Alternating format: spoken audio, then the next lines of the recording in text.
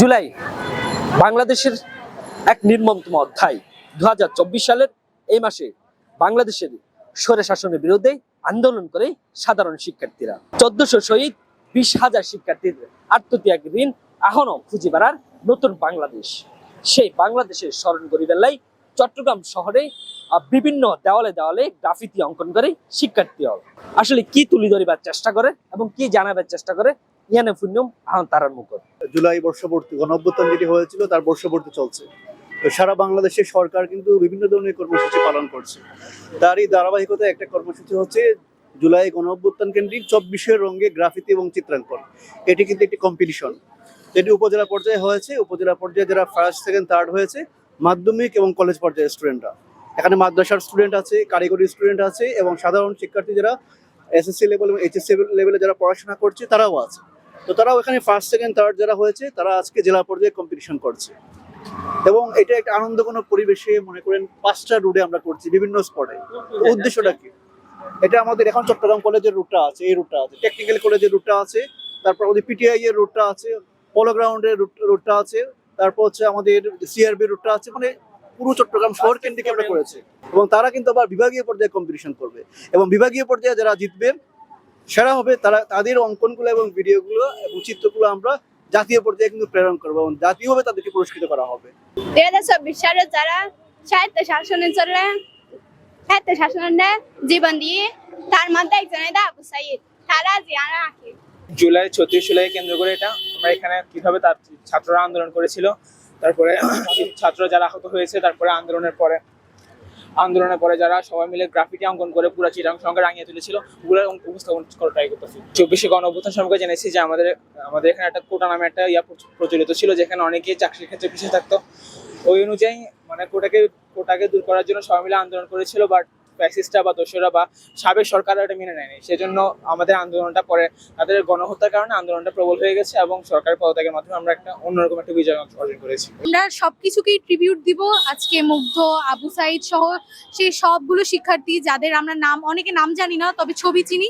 তাই সেখানে আমরা সেই মেয়েটা যাকে ফেসবুকে অনেকে চিনে, যার হাতে একটা লাঠি ছিল, ওই মেয়েটার ছবিও এখানে আঁকা হবে। এখানে একটা গাছ, এই গাছটা আমাদের হচ্ছে আসলে আমাদের বাংলাদেশের প্রতীক। এই বাংলাদেশের মধ্যে আমাদের এখানে এই যেখানে পাতাগুলো আছে, এই পাতাগুলোর মধ্যে থাকবে যেমন হিন্দু, মুসলমান, বৌদ্ধ, খ্রিস্টান, আদিবাসী এইরকম থাকবে। তো মানে গাছ থেকে যেরকম পাতা আলাদা নয়, সেরকম একইভাবে বাংলাদেশ থেকে একটা জাতিও আলাদা করা যাবে না। আমাদের এই প্রত্যেকটা জাতি এইভাবে মিলেমিশে বন্ধুত্বভাবে, একদম বন্ধুত্বপূর্ণভাবে সবাই বৈষম্যমুক্ত বাংলাদেশে সুন্দরভাবে বসবাস করবে। সরকারি আল্লাহ কলেজ বাঁশখালী তো নারা বাঁশখালীর মধ্যে ফার্স্ট হয়ে এই প্রেক্ষাপটে আর এরা এসছি। যদি আল্লাহ কবুল করে জেলাত ফার্স্ট হইলে আর বিভাগে যাইবে এটা গরিবতে জেলা প্রশাসন তারা আইব, তারা যারা বিচারক নিযুক্ত করিব তারাই নির্ধারণ করিব ফার্স্ট সেকেন্ড থার্ড। আচ্ছা, এই যে গ্রাফিতি অঙ্কন করতে ইয়ান কি জেলা প্রশাসনের নির্দেশে নাকি ওনারা? না, এবার শিক্ষা মন্ত্রণালয়ের নির্দেশ এসে আজ এই যে জেলা পর্যায়ে যে প্রতিযোগিতা চলে রিয়াল ফুল বাংলাদেশে চলে, রিয়াল 64 জেলা একযোগে আজ চলে প্রতিযোগিতা। ওনারা এটা পার্টিসিপেট করে আমাদের 36 জুলাইয়ের প্রথম মুখ্য বিষয় হচ্ছে বৈষম্য বিরোধী ছাত্র আন্দোলনে। মানে আমরা জাতিভেদে কখনো বৈষম্য করব না। স্বাধীন বাংলাদেশের উল্লাসের যে প্রতিচ্ছবিটা তুলে ধরার জন্য এটা আঁকতেছি। এখানে আমরা ওই 2024-এর যেটা আন্দোলন সেটা আমরা গ্রাফিতি আর চিত্রাঙ্কনের মাধ্যমে তুলে ধরতেছি 2025 সালে।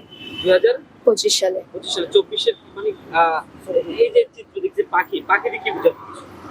এখানে অনেকগুলা তাজা প্রাণ চলে গেছিল, এই পাখির দ্বারা ওটাকে তুলে ধরার চেষ্টা করা হচ্ছে যে পাখি এসে হয়তো জানগুলো এতগুলা তাজা প্রাণ যে চলে গেল, এইটা দ্বারা ওটাই তুলে ধরার চেষ্টা করা হচ্ছে। কোন কলেজ থেকে এসেছেন? আমি বক্তিয়ারপাড়া ছাত্রী আউলিয়া ফাজিল ডিগ্রি মাসাদ আনোয়ারা চট্টগ্রাম উম্মে হাবিবা মায়া।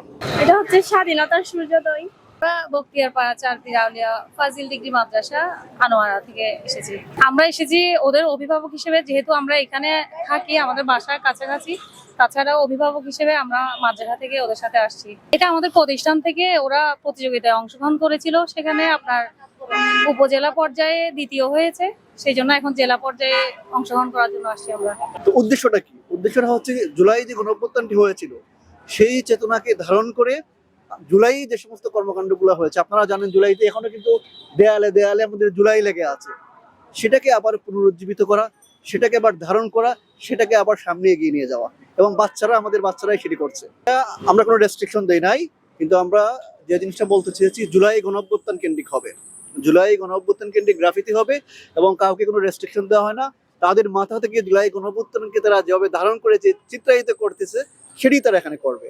আর আমরা যে জিনিসটি বলেছি, মূল্যায়নটা কিভাবে হবে, মূল্যায়নের জন্য কিন্তু একটা কমিটি আছে। আমাদের এখানে কলেজের সম্মানিত শিক্ষকবৃন্দ আছেন, আমাদের জেলা শিক্ষা অফিসার মহোদয় আছেন, মানে একটা কমিটি আছে। সেই কমিটি ওনারা যখন অঙ্কন শেষ করবে গ্রাফিতিটা, আমরা বিকাল 2:30টায় আবার এখানে আসবো, প্রতিটা স্পটে যাব, এবং সেই প্রতিটা স্পটে তারা যে গ্রাফিতিটা অঙ্কন করেছে সেটি আমরা দেখবো, দেখে আমরা গ্রুপ ভিত্তিক আমরা মূল্যায়ন করবো, ফার্স্ট সেকেন্ড থার্ড নির্ধারণ করবো, এবং সেই ফার্স্ট সেকেন্ড থার্ডকে পরবর্তীতে সার্টিফিকেট এবং পুরস্কার দেওয়া হবে, এবং খুব শীঘ্রই সেটা দেওয়া হবে।